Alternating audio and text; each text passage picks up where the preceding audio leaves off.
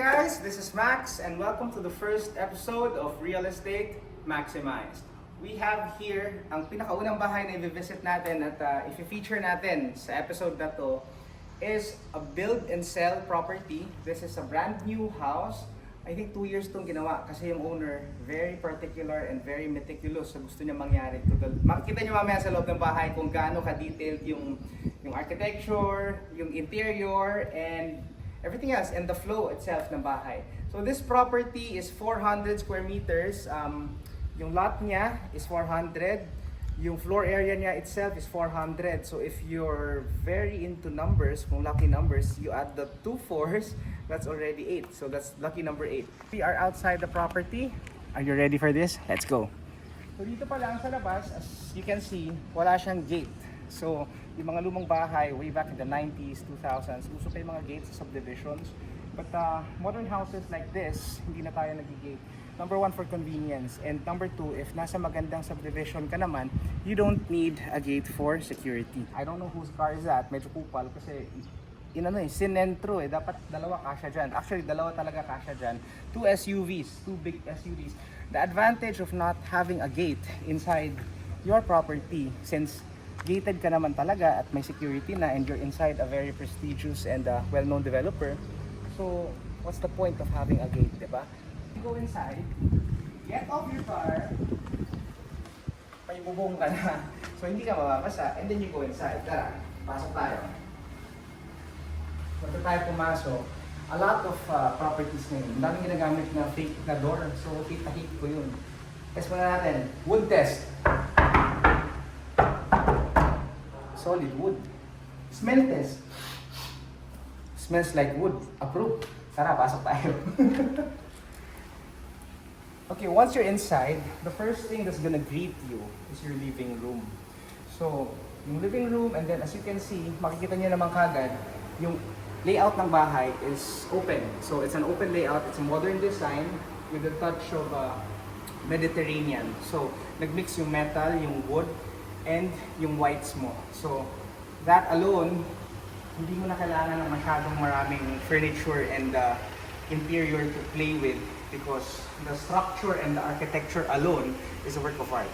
With that being said, pagpasok mo, kailangan mo pumasok dito, turn right, you go down, and this is where you will change your shoes. Kasi syempre guys, kung ganito ang bahay mo, given mayaman ka. So kung mayaman ka, kailangan may shoes ka pang labas, may shoes ka din pang loob.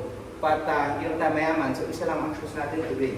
When you have your powder room here, so this house is about mga 85% finished. So ito, may door to siya, and then come, show. Kung may guest ka tapos hindi mo naman close, dito lang siya magsi-CR. Ayan, pakita natin. There. So, and then this is the powder room. Ayan, and then your ventilation. Okay, pasok tayo. Given na pagpalit na tayo ng shoes, okay tayo. Since it's an open layout, yung hangin dito, if you're here right now, sobrang ganda ng ventilation. So yung air is through and through.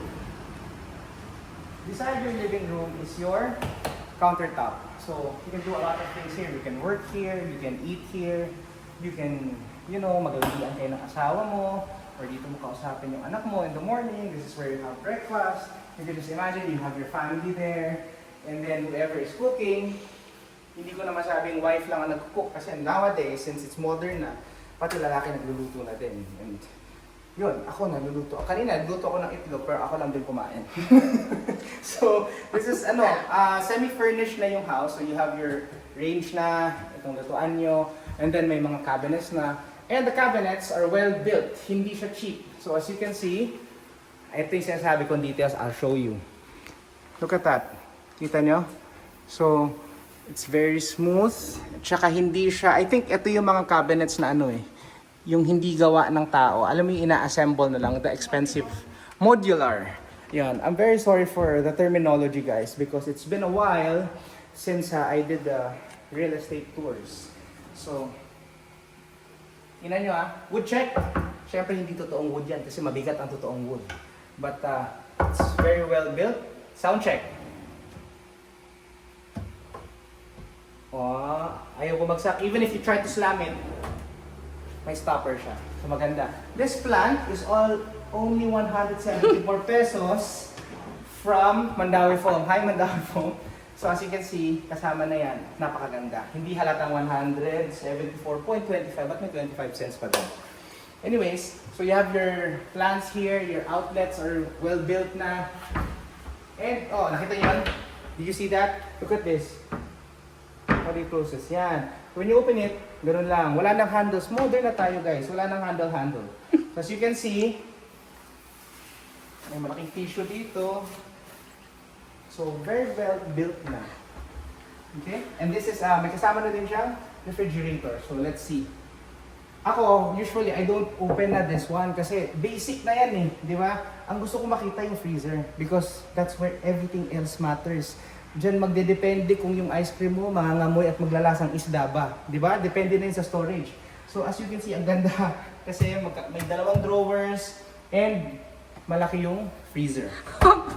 So we're done with the kitchen. Move on naman tayo sa dining area. So if you have guests, actually this is a 6-seater na dining table. Hindi lang nilagay yung dalawa ngayon. Hindi pa dumadating yung yung deliveries kasi like what I said, we're still at 85% done. So kita niyo naman, inaayos pa yung iba. Ito, yung chandelier nga natin, wala pang light bulbs. So this, while having dinner or while having lunch, this is your view. So may maliit ka na pocket garden there. And then outside here, this property is really full of windows and ventilations. As you can see, itong scaffoldings, hindi po yan kasali. So, makikita niyo yung view ng highway kasi elevated tayo and mamaya sa taas, makikita niyo na maganda ang view ng bahay na ito. Okay? So, I don't think na kailangan pang i-explain lahat to kasi kita-kita niyo naman since it's an open layout, but I have to show you the pantry. The pantry is very spacious and it's very well organized. As you can see, nag-on yung light automatic. What yun? Hindi pala, joke lang. Ayun yung switch. So, the control room is here also for the breakers. And then, this is where you're gonna store all your things, di ba? Tapos, yan na, yung modular na mahal at maganda, dito din. And what's inside of this? Hindi naman to tao, no? Okay. Turn it off. And then you have another modular here. So we're done with the kitchen, with the living room, and the dining room. Kung hindi nyo pa nahalata, ako kanina ko pa nahalata, napakadaming storage ng bahay na to. This house is meant to look clean, to look spick and span. Ibig sabihin, lahat ng kalat ninyo, lahat ng bagay na kailangan nyo itago, meron kayong paglalagyan. So that covers this area. So papakita ko naman yung 2 rooms na nandito sa baba. So this first room is actually a storage area. And it's very big, it's very, very spacious. I know what's in your mind, baka sabihin nyo ito yung maid's quarter. Pwede din naman, pero may maid's quarter din tayo sa labas. So actually, this can be your laundry area na indoor if you have the dryer and the washer na modern.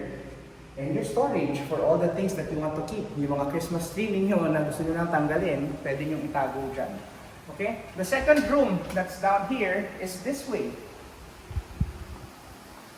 By the way guys, this table is not included because yung owner natin talagang mahilig siya sa passionate siya sa pag-i-interior. She's not an interior designer, she's not an architect, she's not a contractor. But this is her passion and that's something stronger than being a professional because when you're passionate about the things that you do, it becomes meticulously perfect. Diba? Parang to the last, papakialaman niya. So this one, pinaglaruan lang niya to, tinry niya, parang hindi daw bagay. So this is not included. But if you're interested with this table, check my yellow basket. Joke lang, wala pala. You can talk about it naman with the owner kung gusto mo yan. Ito mga chairs na to kasama ng table. So this is the first room na nandito sa baba. So, as much as I want to say na guest room to, it's very big. Pero actually kasi lahat ng rooms dito sa bahay are very, very big and spacious. So this first room can be your resting area, kung may bisita ka, or if senior citizens na kayo, or parents ng senior citizens don't want to go upstairs na, there's always a spacious room down here na pwede silang mag-relax, dito sila matulog, and dito sila magpahinga. Or even just chill. Ngayon, if ayaw mo siya gawing room, what you can do with this naman, this would be your entertainment area. Since open space sa labas, medyo malakas na aircon na kailangan mo dun, this one, you put an aircon, big TV, play around with it. And what's nice about it is, nakita nyo nag-echo kasi high ceiling. Meron tayong bathroom. So all the rooms and the CRs are built in to every room. So convenience is always there. Okay? Akit tayo. So as you can see, wood elements talaga dito. Wood check na naman tayo. It's wood. It's not tiles. It's real wood. But this one, the flooring is wood tiles, which is good quality din. So tara, akit tayo.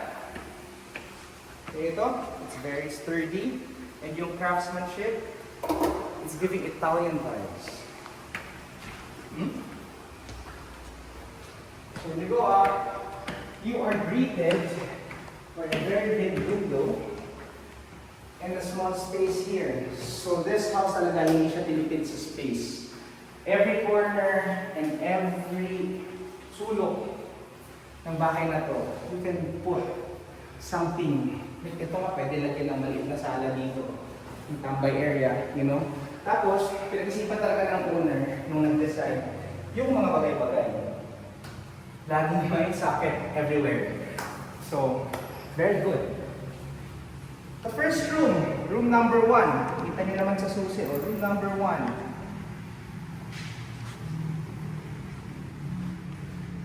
Very big ventilation. Pag in-open mo yung window,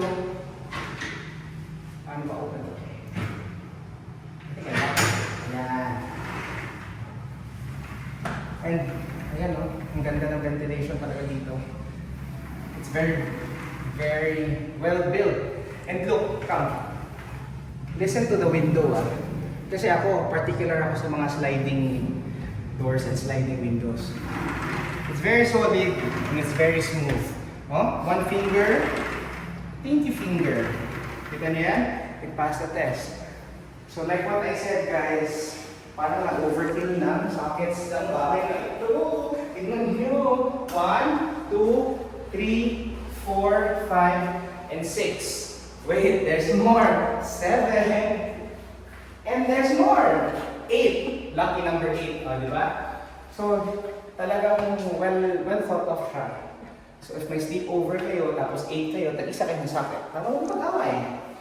And, of course, ito na nga, may CR, di ba? So, pakita ko. So, meron na, free na. Vanity, closet, you can put your stuff there, and then see yourself in the morning. Naka-on na ilaw, wala pang water. And look, storage everywhere. And the toilet is maganda. Hindi siya yung maliit na toilet. This house, look at this, look at the drain. Look hindi siya yung normal square drain. Don't mind that one kasi syempre, hindi pa naman ito nalilinis kasi exclusive. First tayo na nag-tour dito So as you can see, this house, the rooms, doon mo makikita kung gaano ka-concerned yung owner sa design. It's as if natitirahan talaga niya to anak ng family niya because every corner may purpose. Every corner, wala kang mareklamo talaga.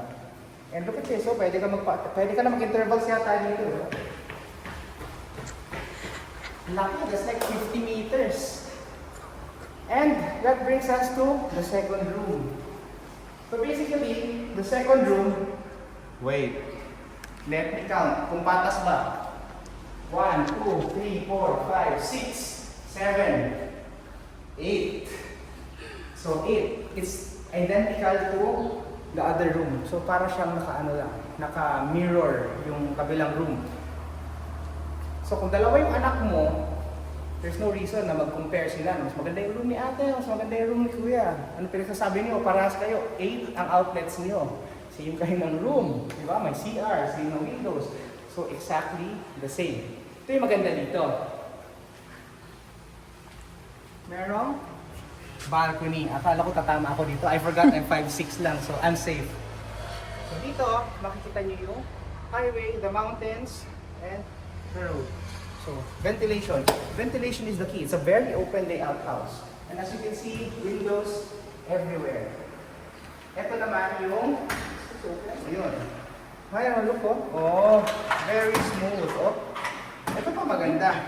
Look, yung normal na ganito kasi, when you do that, tumatama, di ba? This one bounces off. Tapos walang sound. So, meron siyang shock absorber.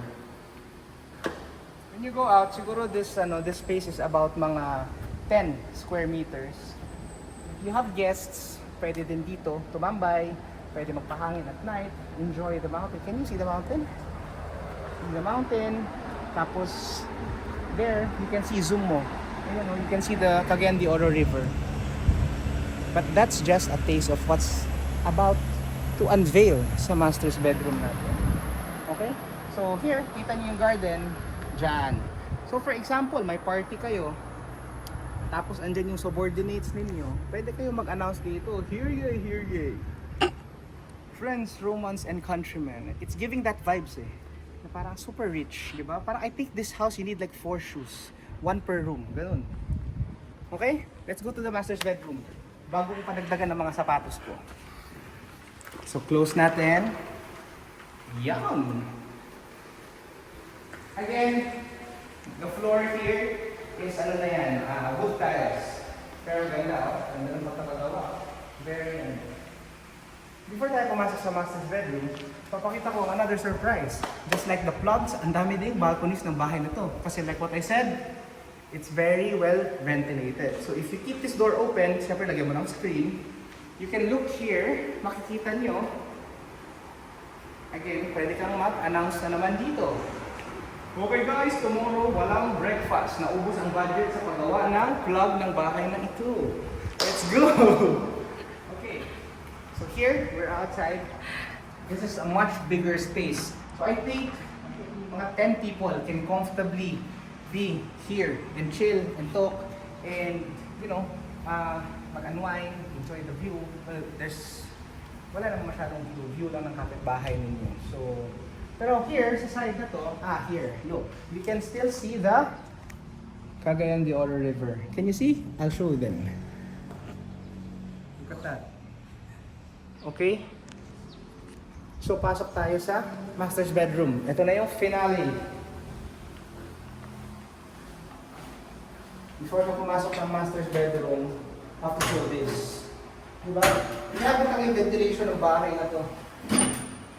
Like, pwede talaga na walang aircon. How do you? Yun. Marunong ang hampas lupa. Yan. So, see? So, you can see your garden. So, pasok tayo sa master's bedroom. Solid wood. Smells like paint. Pinintirahan ng white eh. Let's go. Ito yung sinasabi ko sa inyo guys. Yung master's bedroom is really a master's bedroom. Hallway pa lang niya, bedroom ko na. Let's go inside. So ito, wait lang mamaya tayo bilang ng plugs. Kikita ko kasi when you go inside, pwede kang may receiving area dito eh. Pwede kang may maliit na sala there, or you can actually put a big screen here. Look at this one. Big screen here. And then you can put a couch here for you and your wife and for the kids. And of course, may plug doon, may plug dito. Let's come inside. You can put your bed here, your master's bed, malaking bed, para hindi mo waste yung space. And you have this beautiful view of the Cagayan de Oro River. Look at my finger, one finger. Okay. So this balcony is designed for 2 to 3 people only. Siyempre, master's bedroom exclusive lang to. It's not designed for guests to come in here and this is kumbaga your private things. Exclusivity for you and your wife and your kids. So this is your view every morning. Ayan yung, again, I'll show you. Ayan yung Cagayan de Oro River. There. See? And that is your neighborhood. So, basically, you are facing the park. So, wala kang bahay sa harap mo. So yun yung maganda sa bahay na to. So if you put your bed there, you can just imagine every morning you wake up to that view. Even if hindi mo kita yung river at this view, look here. Look at the, kunyari nandiyan ka sa bed, di ba? Pag wake up in the morning, you get to see the beautiful mountain range, and that's the convention center of Cagayan de Oro. If I'm not mistaken, that white building is, I think that's Nanuri, yung Korean school, international school. So, after seeing this view, I think I'm gonna need mga 6 na sapatos for this house. So, magbilang tayo ng 1, 2, 3, 4. 5, 6, 7, 8 pa rin. Okay? So here you can have your small area, small study, or your work table, whatever you want to put here. Ang laki, and radiatan. Wala ka na sa walk-in closet. So, close natin, baka lumabas ang aircon. This is your walk-in closet. So, syempre, if you want your wife to be happy, a happy wife is a happy life. So unang-una pagpasok niya, vanity niya kagad. The mirror is not yet installed. Siyempre yung chair, I think it's not included anymore. But the modular is already here. Vanity ano niya. And then your closets are already here. So show them. Ang dami na pwedeng ihang na clothes there. And then so yung shelving na. Maganda lang. Look at this guys na. No, it closes by itself. Hindi mo kailangan islam. So ready na ang walk-in closet ninyo. Ito na. Are you ready for this? Never gonna dance again. Ang laki ng CR, di ba? So ayan, hindi pa complete yung installation. So you have your sink. Tapos you have ample space. And of course, outlet. Your bathtub. Parang alam mo saan galing to And then you have your toilet here, and then you have your shower. So, could you imagine, every morning, habang tumatay ka, pwede nag-uusap ng wife mo, di ba? Okay, nagsha-shower ka, nandyan siya, nagsha-shower ka, tumatay siya. Pwede kayong mag-meeting kung anong mangyayari sa araw ninyo at sa buhay ninyo. Since sobrang yaman nyo na, Ahan, what type of shoes will I wear sa dining area today? Ganon. Ganon ang mga pinag-uusapan dyan. Okay. So let's go outside. Labas tayo. Tingnan natin yung pocket garden. So when you go out, is it open? It's locked. Diba? I really appreciate this. Alam mo yon? Kasi sa bahay namin yung ganon-ganon eh. Alam mo yon? Yung parang alam mo uuwi ka sa bahay na tsinelas ang suot mo sa loob. Ito pag ganito, shoes inside.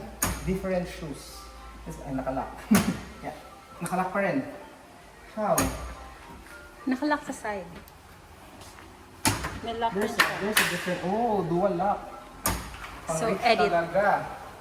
Okay, so when you go on the outside, ang hangin. You have your garden. So pinag-isipan talaga to na mag-iwan ng garden space because that's something na hindi na masyadong common sa properties that I've seen in modern houses. Kaya itong open spaces. This is where your kids are gonna play. Dito kayo pwede mag-tea at night when you have visitors. Okay, what's nice about this garden, na-notice ko, since you are in a subdivision, at itong house na to is nasa corner and end unit. So parang corner ka na, end unit ka pa. That's like all the positive signs and positive things that you can have in a property. Yung garden na to, when you're having a party, you're having an intimate affair with your family, with your friends, or simply having a meeting with you, walang makakakita sa inyo kasi nandito siya sa kabilang side ng house where you're facing yan, yung parking na yan, that parking is also yours. So you can fit 2 cars there, 2 cars at front, so 4 cars. Pero kung mayaman ka, I think you can put 4 cars there kasi ikaw na lang nasa end eh. And then 2 cars at front, total of 6 cars you can put there. Okay guys, this sums up our first tour in our first episode. Thank you for staying with me up until the end. If you are interested in this property, I'm not selling in any way, hindi din ako agent. At I'm simply here to open the doors and show you what kind of properties are available in Cagayan de Oro and all around the Philippines. So this property, ang asking price ng owner is 45 million. But I think that's still negotiable. Just tawagan yung number, ilalagay ko dito. Kayo na mag-usap. Thank you for watching. This is Max, and this is one way to keep your real estate maximized. I'll see you at the next one. Bye.